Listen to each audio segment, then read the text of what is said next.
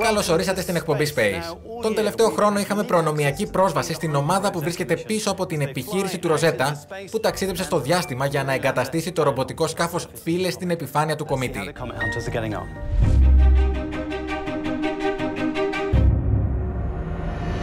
Η προσεδάφιση του σκάφους Philae στον κομήτη ήταν μια ιστορική στιγμή που κέντρισε το ενδιαφέρον όλου του κόσμου. Η 12η Νοεμβρίου είναι μια ημέρα που η επιστημονική ομάδα δεν πρόκειται να ξεχάσει ποτέ. Πάμε να γνωρίσουμε τους πρωταγωνιστές της επιχείρησης Ροζέτα. Χθες ήμουν χαλαρός. Τώρα έχω και πάλι άγχος, αλλά και μεγάλο ενθουσιασμό.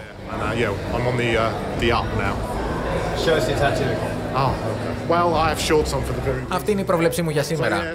Το τατουάζ δείχνει πόσο σίγουρος είμαι για την επιχείρηση. Είχα απίστευτο άγχος, καθώς η νύχτα δεν εξελισσόταν όσο ομαλά έλπιζα. Οι ενέργειες για την προετοιμασία προσεδάφισης μας πήρανε περισσότερο χρόνο, γιατί έπρεπε να ξανακάνουμε κάποια πράγματα. Τέλος καλό, όλα καλά. Η κούραση και το στρες εξαφανίστηκαν όταν η Ροζέτα έλαβε το πρώτο σήμα από το ρομποτικό σκάφος Philae.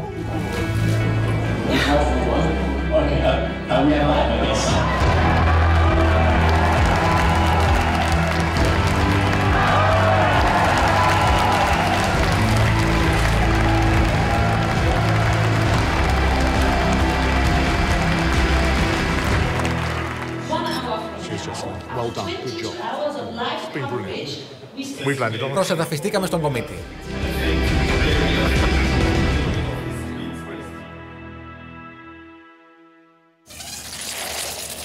Την επόμενη μέρα, τα τηλεοπτικά συνεργεία που πολιόρκησαν το κέντρο επιχειρήσεων άρχισαν να μαζεύουν τον εξοπλισμό τους. Στην αίθουσα ελέγχου του Ευρωπαϊκού Οργανισμού Διαστήματος, η επιστημονική ομάδα προσπαθεί να εντοπίσει το Philae πάνω στον κομήτη. Το ρομποτικό σκάφος αναπήδησε 2 φορές και προσγειώθηκε σε μια σκοτεινή ρογμή. Αυτό δεν το εμπόδισε να στείλει σημαντικές πληροφορίες και αυτό είναι το πιο σημαντικό. Είμαι πολύ καλά. Είμαι πολύ χαρούμενη που το Philae προσεδαφίστηκε στον κομήτη. Κατά τη διάρκεια των κυρίων φάσεων, όταν έγινε ο διαχωρισμός του Philae από την Ροζέτα και προσεδαφίστηκε αργότερα στον κομήτη, επικράτησε πολύ μεγάλος ενθουσιασμός. Τίποτα όμως δεν συγκρίνεται με την στιγμή που είδαμε το ρομποτικό σκάφος να αγγίζει το έδαφος του κομήτη. Άρχισα να κλαίω. Πιστεύω ότι η ένταση τόσων μηνών και χρόνων δουλειάς εκτονώθηκε σε μία στιγμή. Ήταν ένα τεράστιο επίτευγμα. Χθες είχαμε 3 πολύ έντονες στιγμές. Η πρώτη ήταν όταν το Philae αποχωρίστηκε από το μητρικό σκάφος Ροζέτα. Ήταν μια πολύ κρίσιμη στιγμή, γιατί δεν μπορούσαμε να γνωρίζουμε αν το Philae θα λειτουργούσε αυτόνομα. Όταν περάσαμε αυτό το στάδιο, περιμέναμε τη λήψη σήματος από το ρομποτικό σκάφος και φυσικά τα συναισθήματά μας κορυφώθηκαν με την προσεδάφιση. Έχουμε στοιχεία για να προχωρήσουμε την επιστήμη και αυτό είναι εξωπραγματικό. Εν τω μεταξύ, στη Γερμανική Υπηρεσία Διαστήματος στην Κολονία, η χαρά είναι έκδηλη για την επιστημονική ομάδα. Είναι μαγικό για έναν επιστήμονα να γνωρίζει ότι το δημιούργημά του βρίσκεται πάνω σε ένα κομήτη που μετρά 4 δισεκατομμύρια χρόνια ζωής.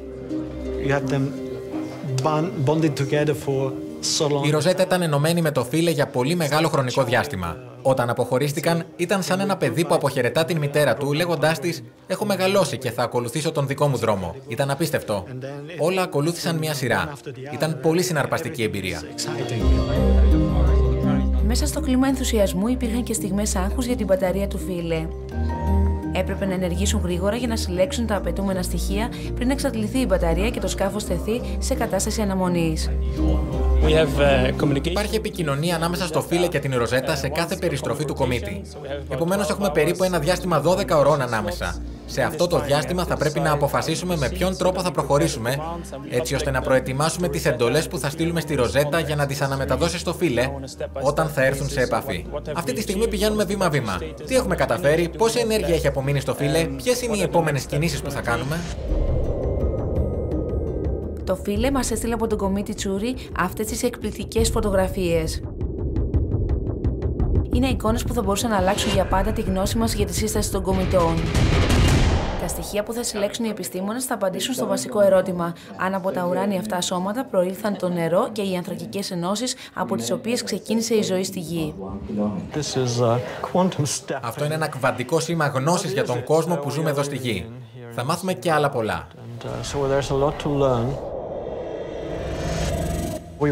Θέλουμε να μάθουμε περισσότερα για την αντοχή του υλικού και από τι υλικό είναι φτιαγμένος ο κομήτης.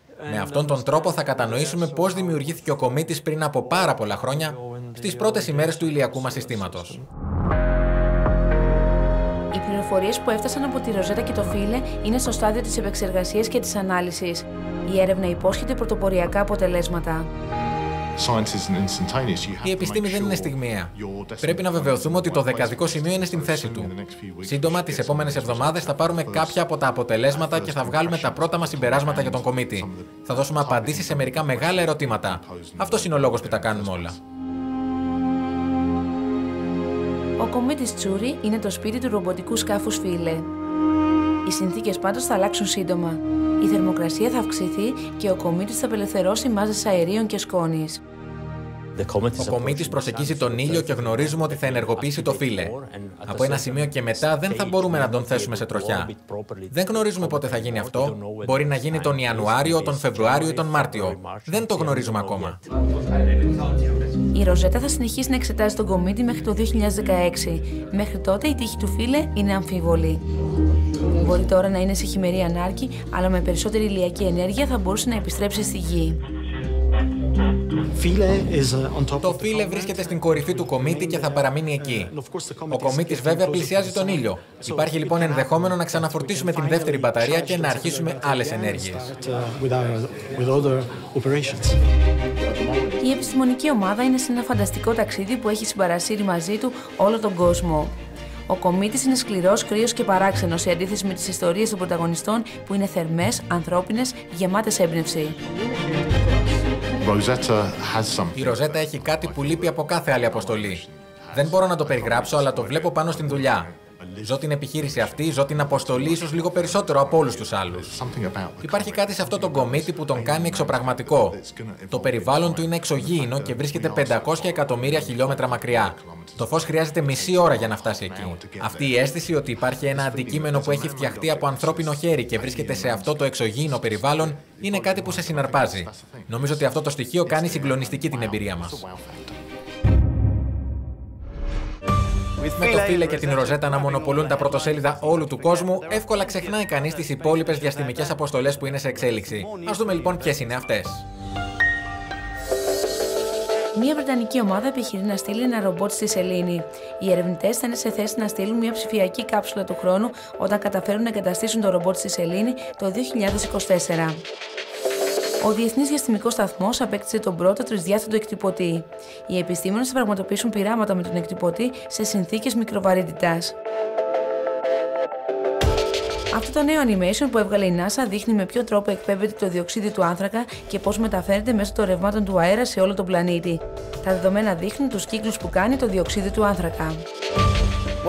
Κάπου εδώ φτάσαμε στο τέλος της εκπομπής. Τον επόμενο μήνα θα επιστρέψουμε στη Γη για να εξετάσουμε το θέμα της πολιτικής του διαστήματος.